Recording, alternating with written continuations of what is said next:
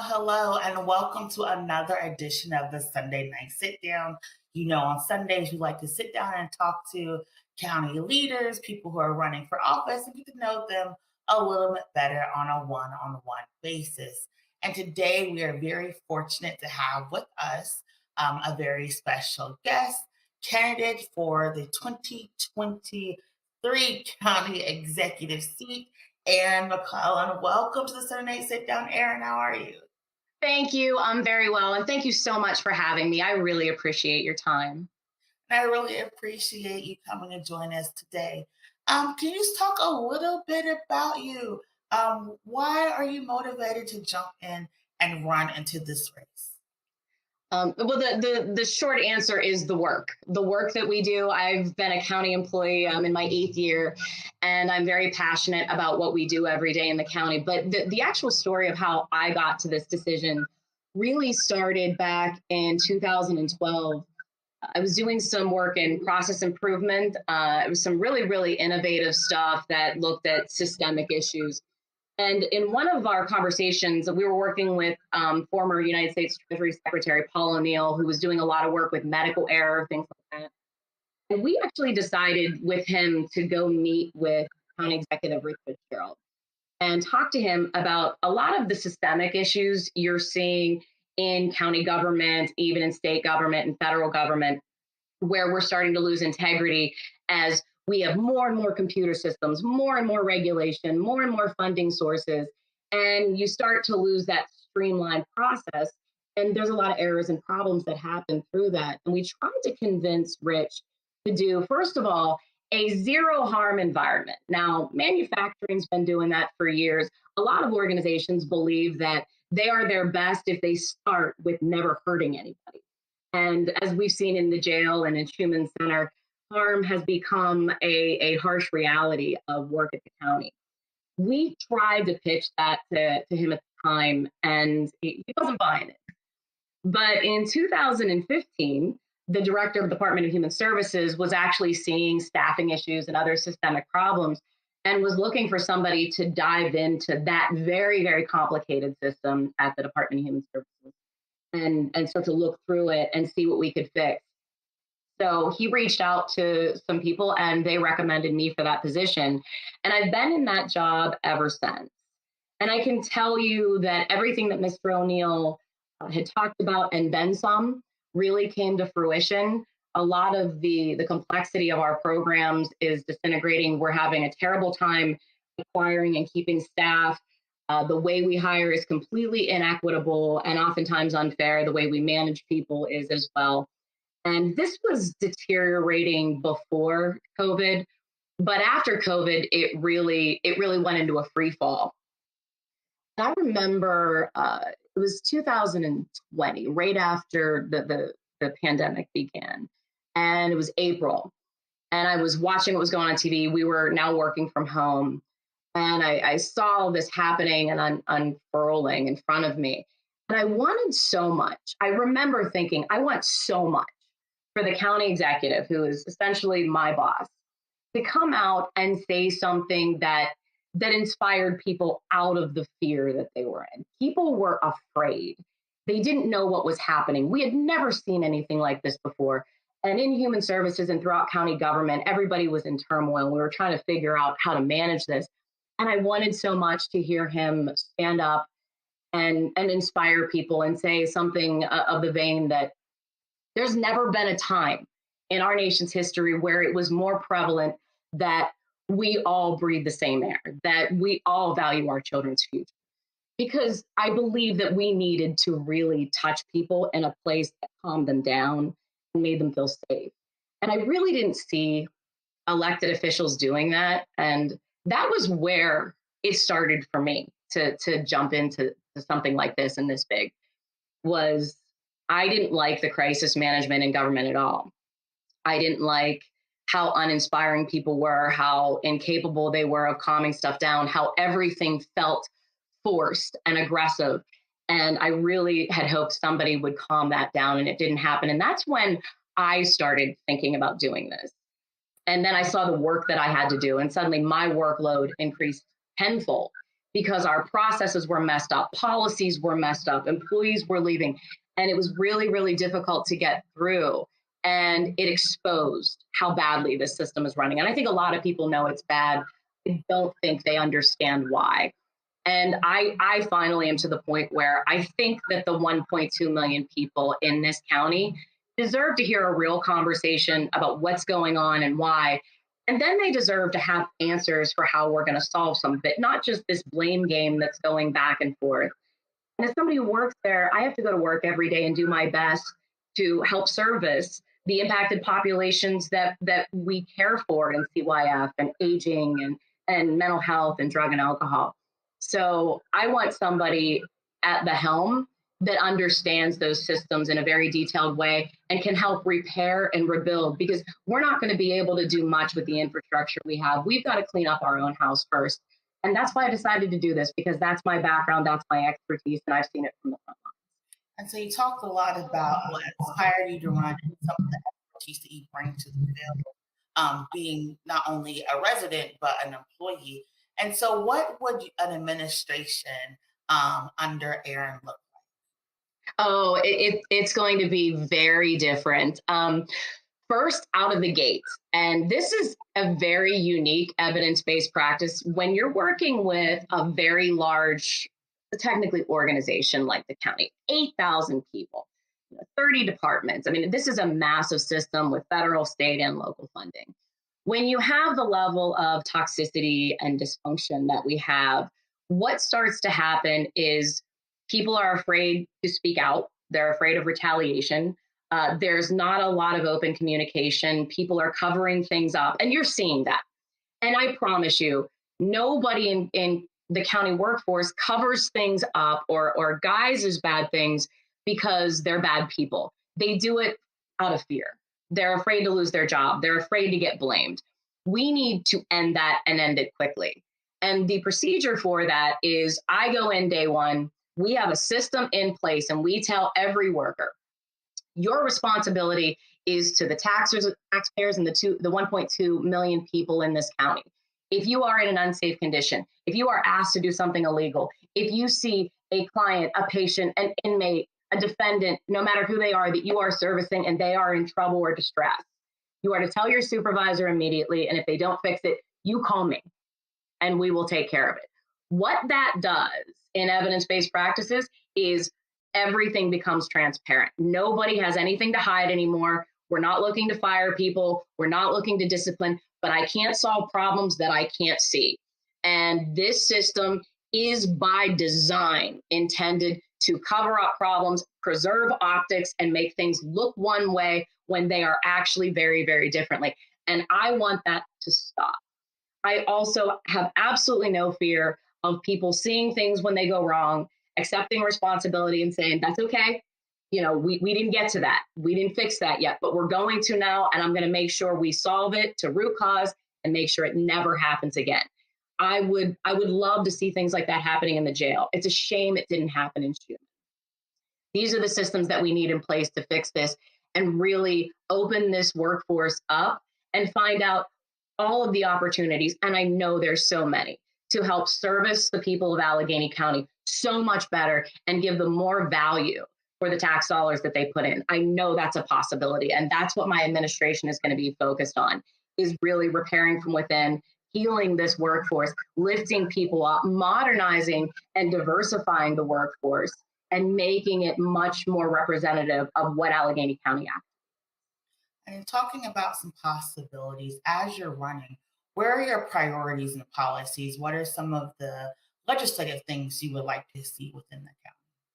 I need an absolutely updated 21st century HR policy across the board. I was just recently, part of my job recently was looking at leave after loss in situations where there's a miscarriage and similar situations. And I was looking at policies across the nation, and actually the city of Pittsburgh's policy on leave after loss is spot on. It's beautiful. I love everything about it. I would replicate that in a heartbeat. I think it's an easy pitch and it's an easy fix for county employees. There's a lot we can do to make working there a lot better so we can keep our people. They don't like to stay. I'm on my 5th boss. I'm on my 4th deputy director at DHS in just 8 years because nobody wants to stay. I think there's a lot we can do to make people want to work there. They like the work. They do it not for the fame, not for the money, but because they truly love what they do. And they lift people up every single day, and it is very hard work. I would like to show them that they are valued. And I don't think that they feel that way now. I think if they feel valued, they will value the work. They will value the people that they serve. And the people of this county and our constituents will get much better service from our entire infrastructure. That's first and foremost. You talk about valuing the work. I know that right now there's conversations about pay and increasing in pay. What do you think you could do as county executive to increase salaries for county employees?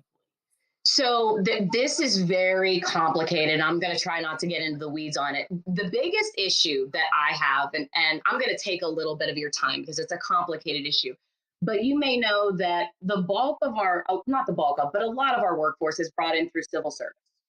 Okay. That system is 50 years old. There is no attempt at infusing it with diversity or modernizing it. We have not seen any effort from the state legislature for the most part to fix that.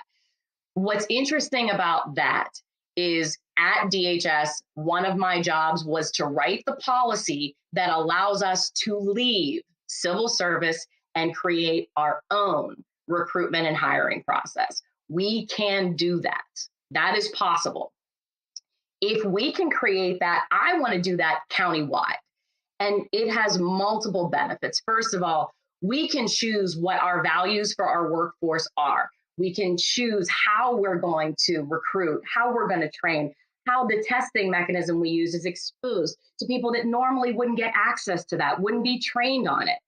One of the great conversations I've had about this has been with the Penn Hills borough manager about police. Every police force that is under a city or a borough in Allegheny County and throughout the state is done through civil service.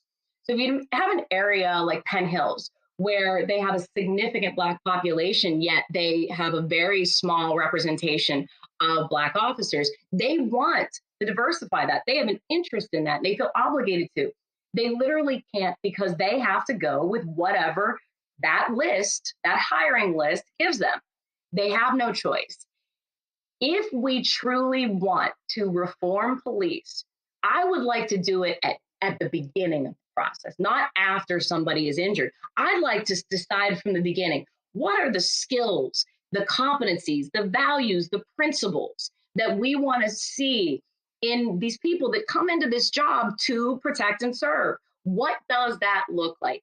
We can build that any way we want, as long as it meets the federal criteria.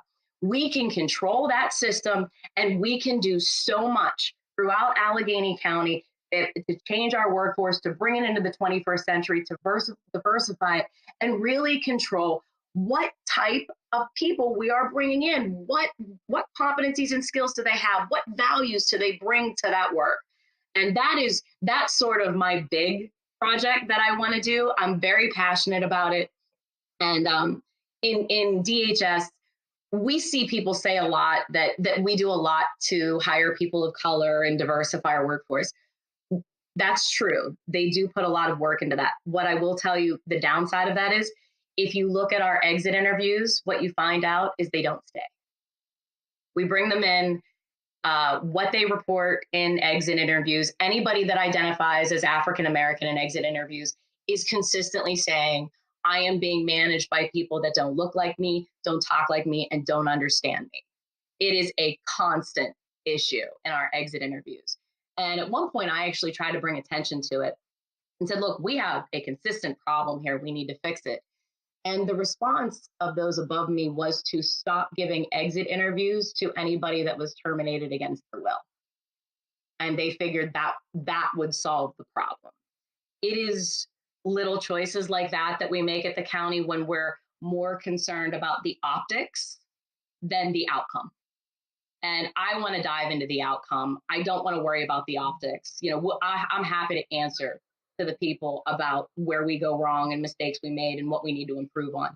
But we've got to get down to the nitty gritty. And so that's a big thing for me, is bringing the entire process of how we manage this county into the 21st century in a way that truly reflects the people. And talking about process, one of the things that you get to do as county executive is you get to work with mayors and other cities. There are multiple neighborhoods within the county, over 100 police departments. How do you view yourself as working with other mayors, other leaders, other chiefs, other sheriffs? What would your process be in that? Yeah, that is absolutely the heart and soul of my campaign. I actually started this race late last year. And as I said, I started reaching out to borough managers, township supervisors, these people that do this real important local work that people see every day. They see if their snow is plowed. They see if their garbage is picked up. Those things matter. So I started reaching out to people in those positions very, very early. And the conversations I've had, they have so many ideas and they're so open to any new concepts that are going to help pull them forward. And it was very exciting for me. A police consolidation is a huge issue throughout the county. Fire consolidation, those kind of issues are so front and center. So those conversations have been immensely helpful to me. And I look at those people, they're all going to be partners because I can't do this myself. I need to hear what they have to say, what their needs are, because they are the front line for their constituents.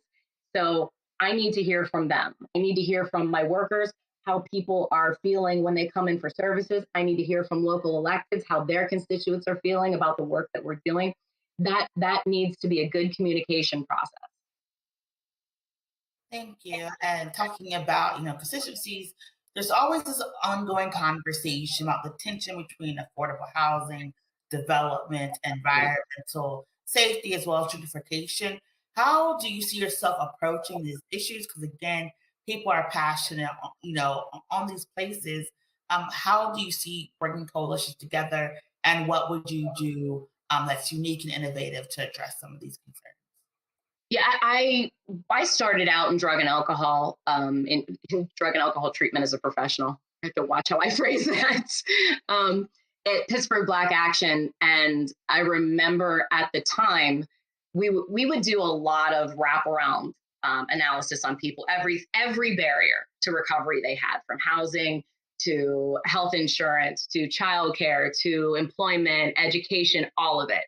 And I can say that affordable housing was the one that was almost impossible to overcome. If they didn't have housing, then it didn't matter what else I did. That was always going to be the root of it.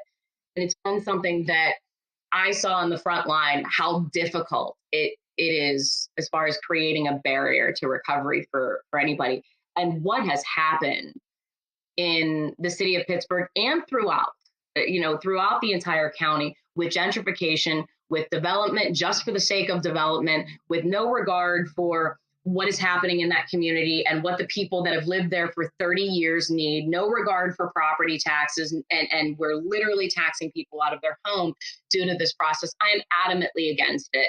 I am also against giving TIFs and LRTAs and tax breaks to non-union developers just for the sake of developing. Those tax incentives were designed to incentivize investment in infrastructure, investment in the community. And if you are building something that is going to add quality to the infrastructure, if you're going to truly create housing that fits in the area it's in, that is priced at an appropriate level for the people that already live there, then I'm all for that. If you're going to replace water lines, sewage lines, power lines, put in broadband, I'm in, I'm sold.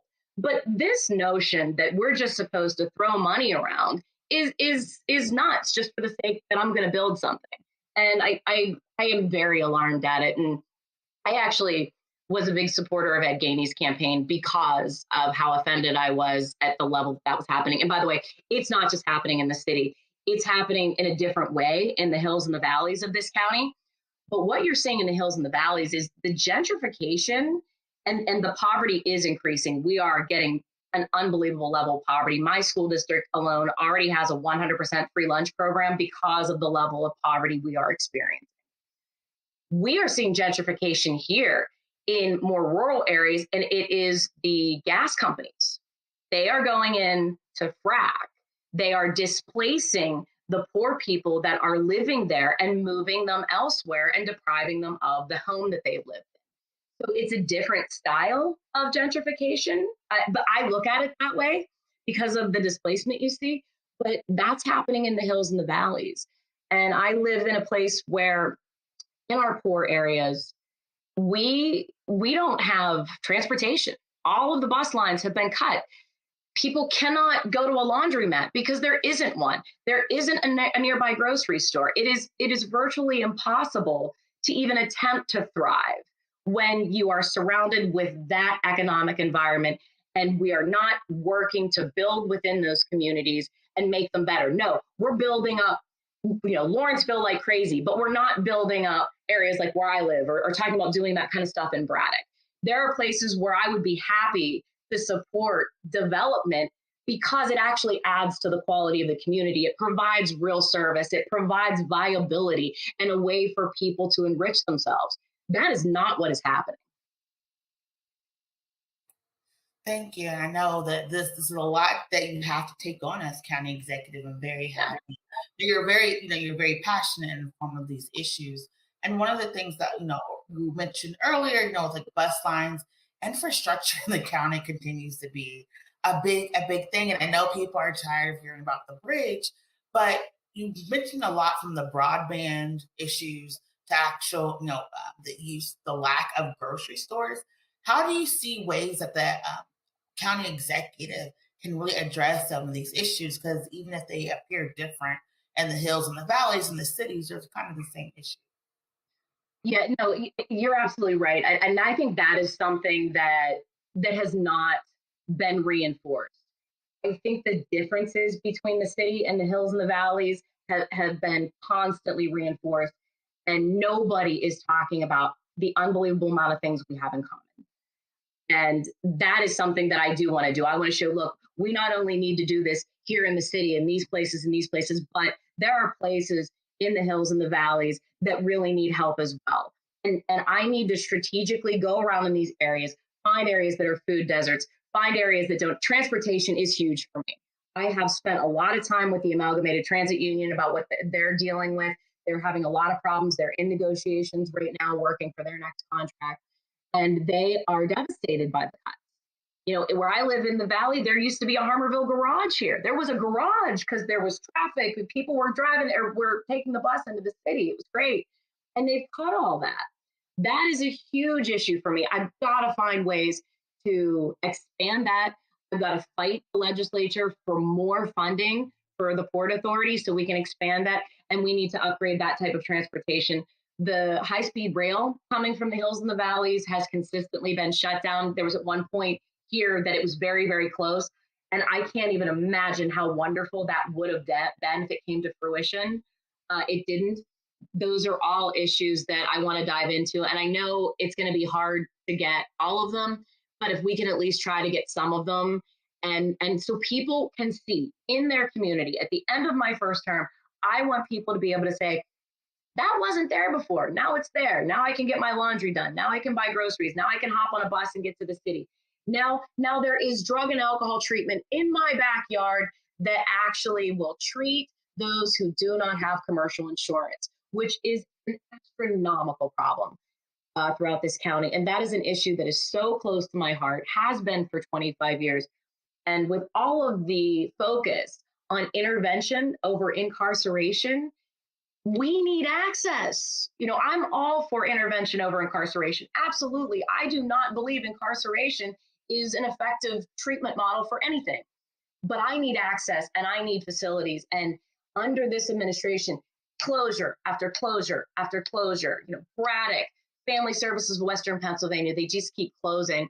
And what's replacing them is sort of for-profit pill mills that have realized that because addiction is so prevalent, it's a cash cow. And that mentality absolutely has to stop. I'm sorry, I got off the beaten track of your question a little there. I apologize. No, I think that is it's included, and how you see infrastructure as not only the physical things but also the people and the needs of the people. And talking about people, we know there's been a couple of reports in the past few years about the plight of particularly Black Pennsylvanians and how they are being forced out of the city, some places into these hills and valleys. And again, that is the heartbeat of our program and our focus group. When you're looking at racial equity as county executive, do you have a plan to address some of the racial disparities in the county? And do you have a plan to a plan really for Black people in Allegheny County?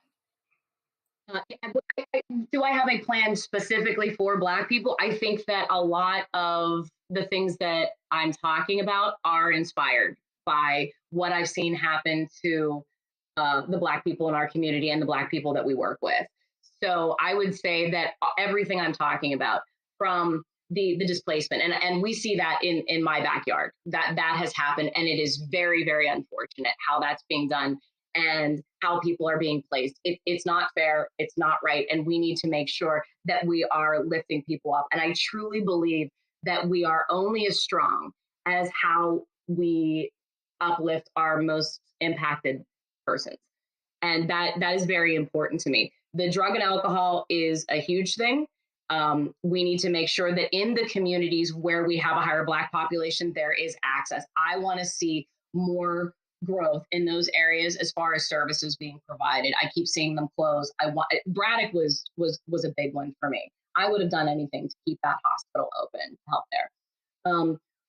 In the workforce stuff, that's a huge issue. I work in a department that is probably, I would probably say 40% Black women, and the majority of those Black women work 2 and 3 jobs. All of them.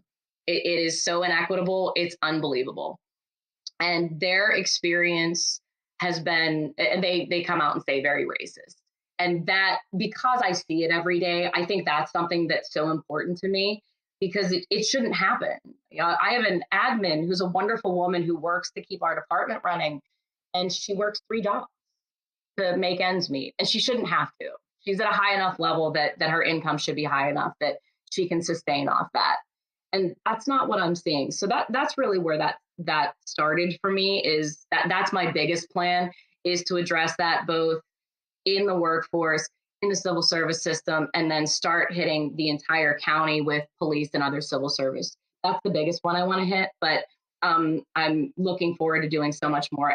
And really, my first experience, fresh out of school, no idea what I was doing. I graduated with a psych degree. I wanted to change the world. I actually thought I could do it. And I went to work at Pittsburgh Black Action. And I had no idea what I was doing. And I had a caseload of 35 Black men who had all served in Vietnam. And you want to talk about, like, I had no idea how to speak about Vietnam. I had no idea how I was going to help. And I remember my boss saying, listen, just your rules, unconditional positive regard, listen and support. And that's what I did. And the level of dehumanization that was described to me was unconscionable. I'd never seen anything like it. And that really was, I was 23, and it was such a formative moment in my life, because I didn't understand that racism could go to that level, to the point where it was that dehumanizing, where the men that were describing this, they didn't feel like people anymore. And that inspired the idea that everybody wants to feel valued. And I remember I'm sorry, I've never told this story in public before. One of my patients, I was actually leaving and moving on to another clinic, and he sat down with me And he gave me a book on Michelangelo and inscribed it because he always wanted to see the Sistine Chapel. That was his dream. He loved art. And he said, I just want to thank you so much. And I said, I didn't do anything. I just listened and helped the best I could and hooked you up with as many services I could.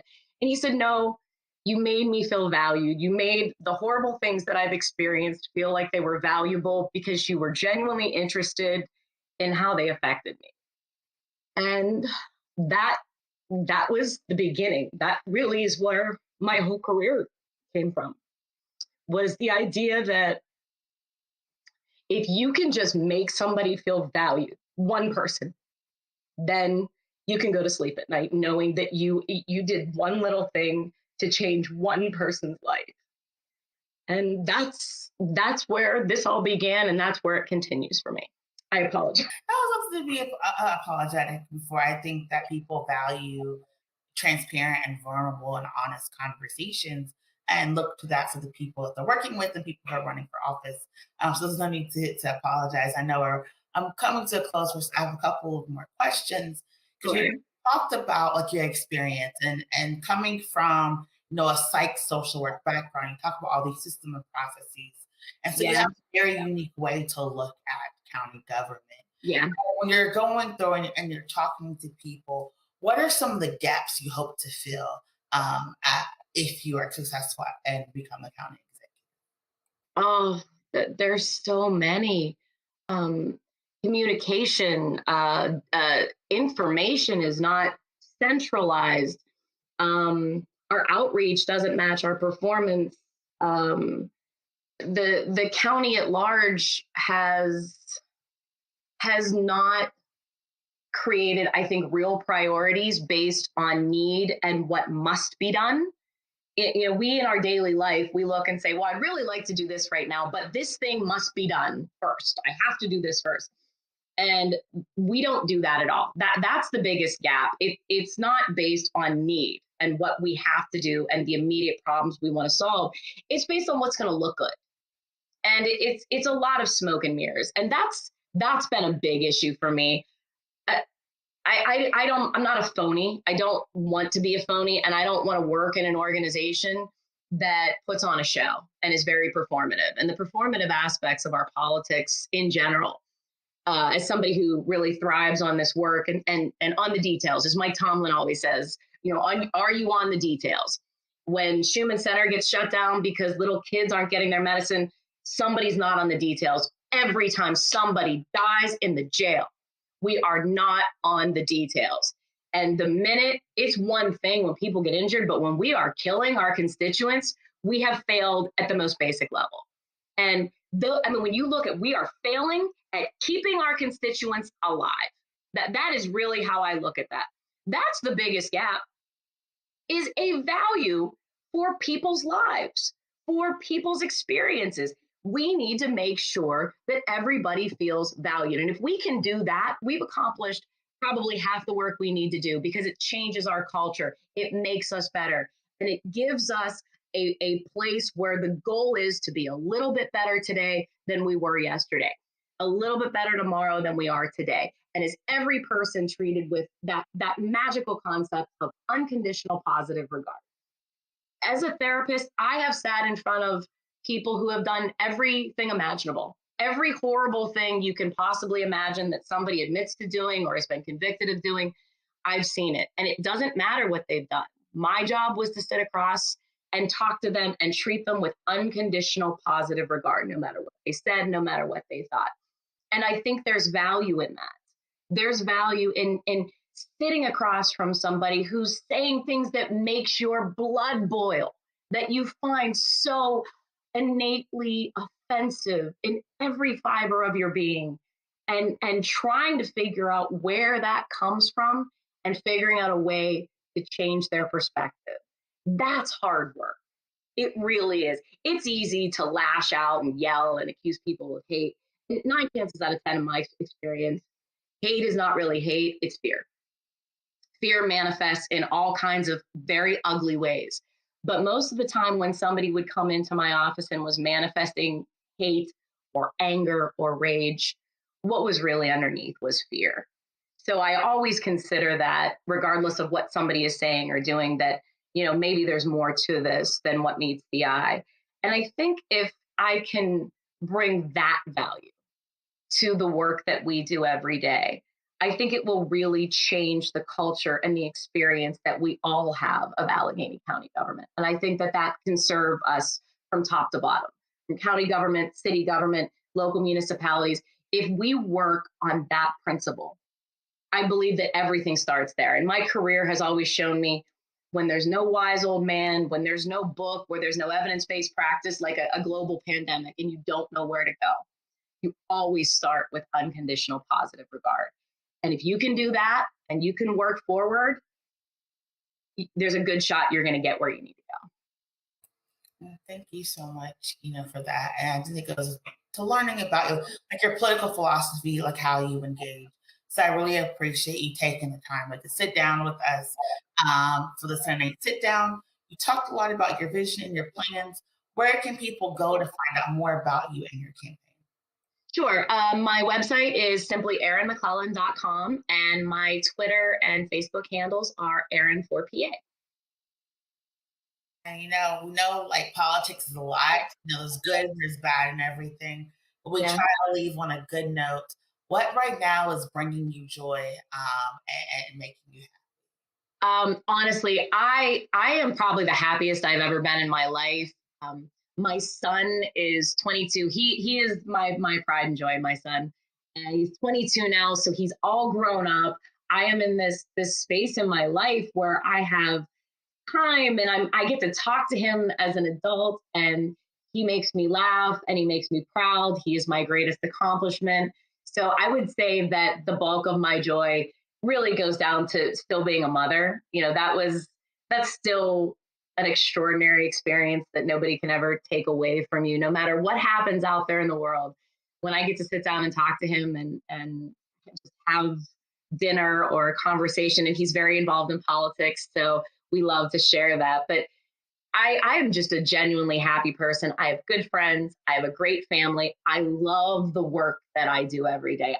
I look to my left and my right, and I look at the people that are next to me, and I could not be more thankful. They are salt of the earth. They work so hard. I'm very passionate about supporting them and protecting them. And I'm just lucky. I'm very, very blessed to have the life that I have, the family that I have, and the work that I have. Well, Erin, thank you so much. We're very blessed and lucky to sit down with you for this edition of the Sunday Night Sit Down. I hope you enjoy the rest of your. You too. Thank you so much for your time. I appreciate being here. Thank you.